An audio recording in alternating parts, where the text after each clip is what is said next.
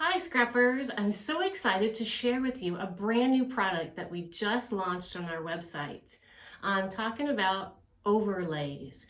Now we've been using overlays for several months in our designs, but now we're offering them individually on our website. And I'm going to show you how easy they are to use. They are perfect for every level of scrapbooking, from beginner to intermediate to advanced. And I'm kind of going to show you how to use it in all three of those different levels. So if you come a little closer, we currently have 6 that we have added to our website. As you see here, one is the teacup overlay. It's perfect for Alice in Wonderland, which is how we used it on our website. But we are very fortunate to have a designer that was on our design team, and she's worked with our overlays a little to show you here. Here is a page that she did using that teacup overlay. All of our overlays are white. That way you can make them any color that you want, and they would also coordinate with absolutely any kind of papers that you have. But if you've noticed, she's cut apart the overlay and then used her markers and inks to fill in the colors to match. And then what she did is then she took that little part that she had cut off and turned that into just a little coordinating card. Cute, cute. And again, all of the thinking was done here, and all that she's done is added the inks and the markers. Here we have our Mickey head, because who doesn't love our favorite mouse, right? So we have our Mickey head overlay. And again, it's made it really easy here. We've just added the pattern paper behind it, and it just makes the perfect backdrop for any Disney page at all. A third one here is our hearts. So we have our heart overlay. And this again is from Jenny, and what she has done is such a great way to incorporate so many different pattern papers. So she was able to make each heart here a different pattern paper, and it's just really made this fun and easy, beautiful and elegant. She's only used one 12 by 12 sheet of pattern paper. Then all of the rest of the pops came simply from using that overlay. Gorgeous. All right, so here I'm going to show you a little bit of how to use them. So we have our rectangle overlay, and this one is really easy, especially for beginners. What we're going to do here, and I'll give you just a couple examples of how it can be used. So if you look here, we have used, again, the openings for our photos, and then these skinny portions we've used for the pattern papers and the pops of cardstock. This, again, was designed by Jenny. Isn't she just fabulous? This was a class example here, so same exact overlay, and how we've put our title and our die cuts directly into the overlay here and left an opening on the left for our photos and journaling. And yet a third example here, this was a kit that we also released, of how we've taken that exact same overlay, but this time we've gone down the middle with our title and our die cuts, and we're using the right and the left for our photos. So look how different each of these overlays look. It's the exact same overlay, but it looks dramatically different just by different papers, different themes, different embellishments. So you could use the rectangle the rectangle overlay in your scrapbook a dozen times, and it would look different every single time. It's just so versatile, so easy to use. And when you get the overlay, it's going to be packaged just like this.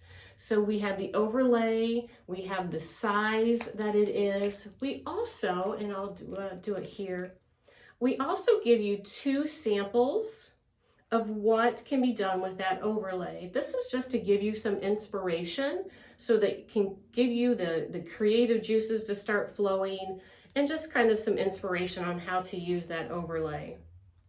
So say, for example, we wanted to incorporate that overlay. With the rectangle, we've made it really easy. You can do one of two things here. You can just measure, and we know on our cutter exactly how big we would need to cut our paper or how big we would need to cut our photo. Now, when you are measuring, we want to go about 1/8 of an inch over what the inside measurement is. That way, we can always have that little lip so that when we adhere, we can adhere to the back of the overlay. You'll know the front from the back of the overlay because when we cut these overlays, we always work texture side up. So that's how you know you have the correct side of the overlay, is that the texture side will be up. So if we lay it with our texture side up, and say we wanted a photo or a paper this exact size here. So like I just said, we could measure to find the exact, or we could make it really easy, and using a pencil, we're just going to draw along the inside of that box there. I would definitely suggest to use a pencil, that way you can erase if you happen to make a mistake. And then we could stick this on the trimmer, or I love to fussy cut. We can just take our scissors, and again, don't forget, we want about 1/8 of an inch overlay there. So go outside of your lines about 1/8 of an inch. 2 more sides here. And just like that. So this would be our photo or our pattern paper that would fit this spot here. So then you could take either your wet or your dry adhesive and just run that right exactly along the edge. You would do that all the way around. I always do it this way so I can make sure that my pencil marks are covered up. It's whatever you're comfortable with. It doesn't have to be perfect, right? I tell myself that often. So that way it's stuck like that. Another really easy thing you can do, if you have painter's tape or washi tape, you could always just use just a little sliver of tape and tape it to the back as well. Again, whatever works for you, whatever is easy. And then again, we could stick it like that. Easy peasy, isn't it? All right, so that would be the easy way to use it. They're all easy, but we're gonna step it up just a little bit. So here the next one we have is we have the flamingo die cut.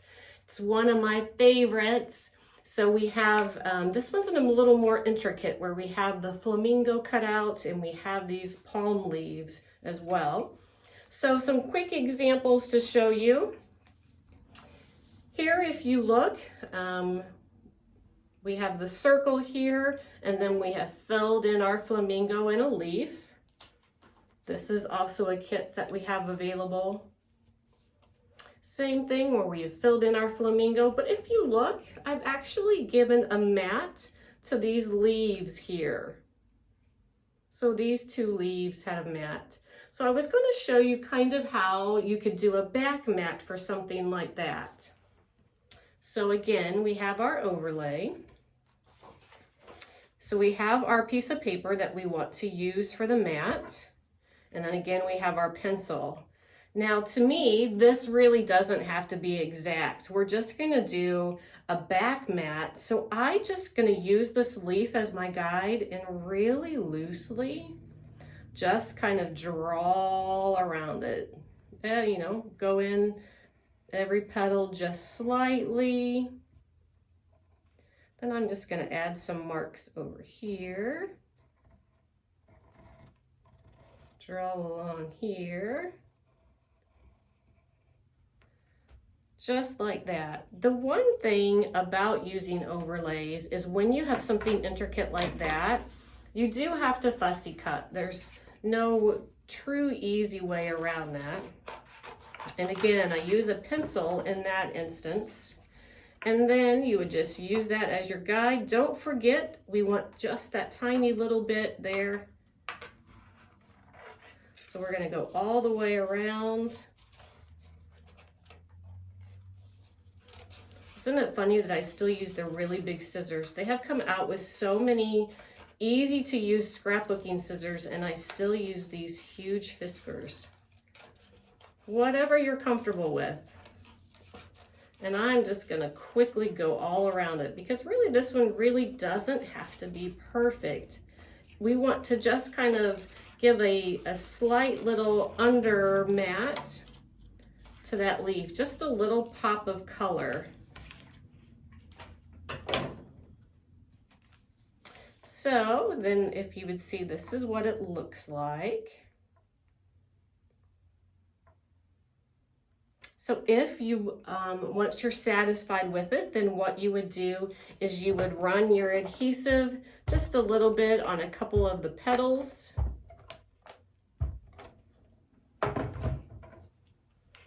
And then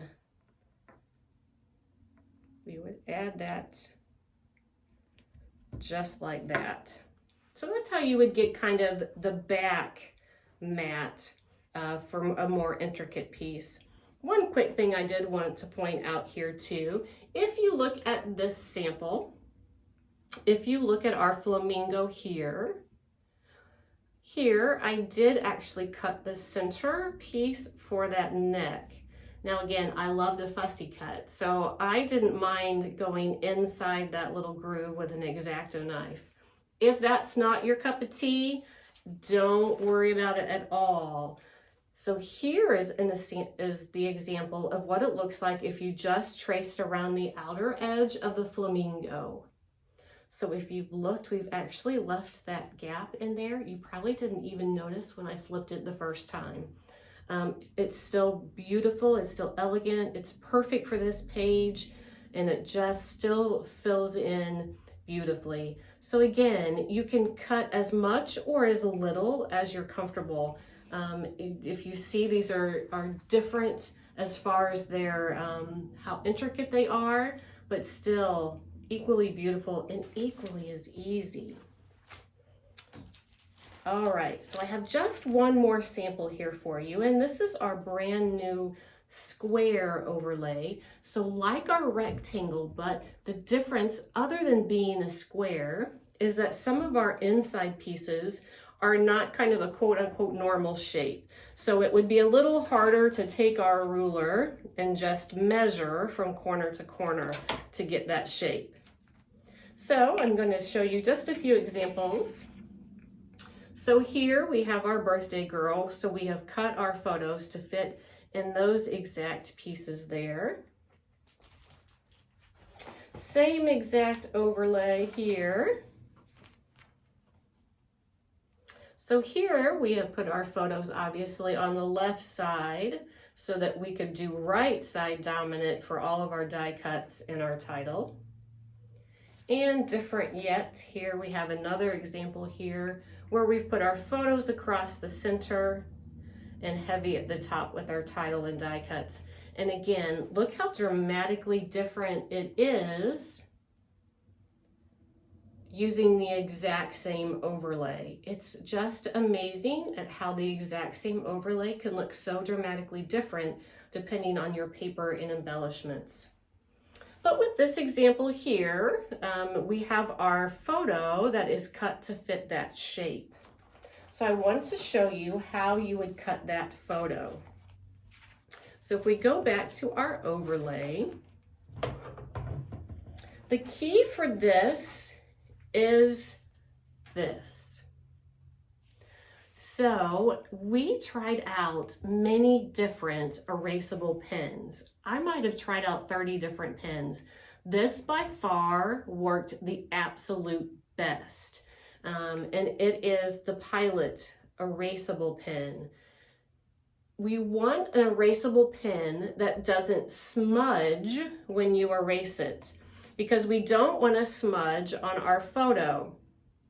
So I found that by far, that was the best pen on the market to use with my photos. So what you would do, and this is the joy of the overlay, you can see exactly what your photo would look like. So see, you're thinking that skinny spot there, how in the world would I ever find a photo to fit there? But if you just keep moving your photo around, you can find where it fits, where exactly it would work. It just makes it really, really easy. So what we're going to do is, say we wanted to use this photo and we wanted to use it right here like that. Right? All right, so then we're going to do just like we did with our pencil, but of course we're using our erasable pen. And you want to do really light pressure. We don't want to indent the photo. We only want to just draw that thin line just as our guide. And then again, we want just to go just a little bit on the outside so that we have room to adhere. Just like that. And then we would adhere just as the one as I showed you in that first step there. So if I put a little bit of adhesive there, I like to see where my marks are.